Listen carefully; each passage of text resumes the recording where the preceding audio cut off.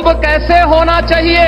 कुंभ भव्य भी हो, दिव्य भी हो, स्वच्छ भी हो, सुरक्षित भी हो, सुव्यवस्थित भी हो। यह परिकल्पना आदरणीय प्रधानमंत्री जी ने दी।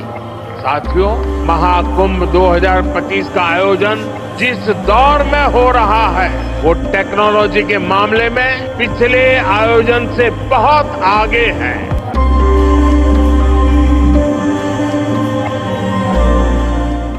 भारत की सनातन धरोहर का प्रतीक कुंभ।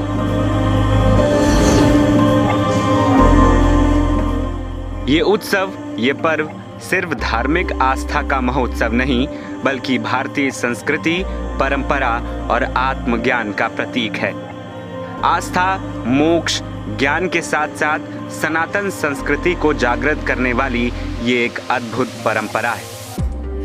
मान्यता है कि देवताओं और राक्षसों के बीच 12 साल तक चले युद्ध में अमृत की 4 बूंदें पृथ्वी पर गिर गई थीं, जिनमें से एक प्रयागराज था, जिसके बाद हर 12 साल महाकुंभ का मेला लगता है और 2025 में महाकुंभ मेला संगम नगरी प्रयागराज में लगने वाला है, जो 13 जनवरी पौष पूर्णिमा से 26 फरवरी महाशिवरात्रि तक चलेगा।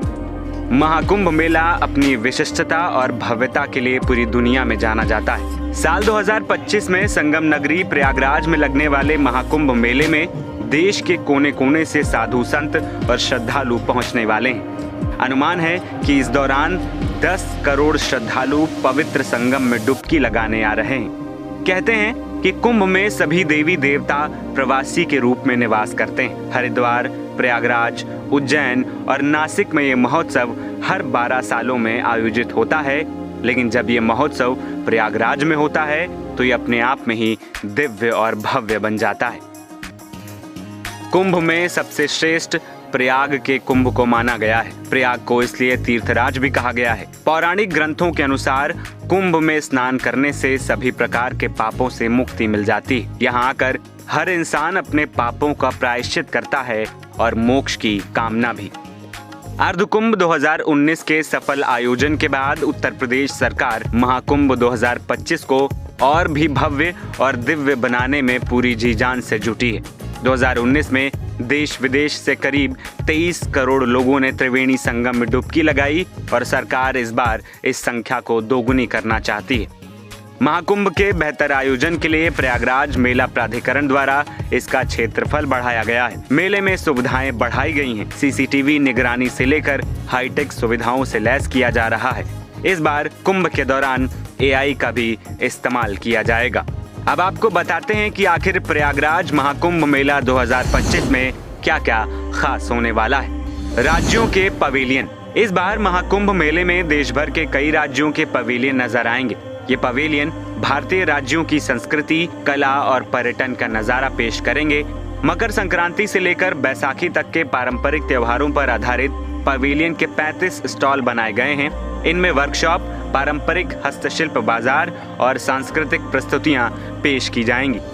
कलाग्राम। महाकुंभ 2025 का खास आकर्षण है कलाग्राम। कलाग्राम 3 प्रमुख थीम्स पर आधारित है। इनमें भारतीय कला, संस्कृति के विभिन्न पहलुओं का प्रदर्शन किया जाएगा। कलाग्राम मेले में आने वालों को भारतीय कला और संस्कृति का समृद्ध अनुभव प्रदान करेगा।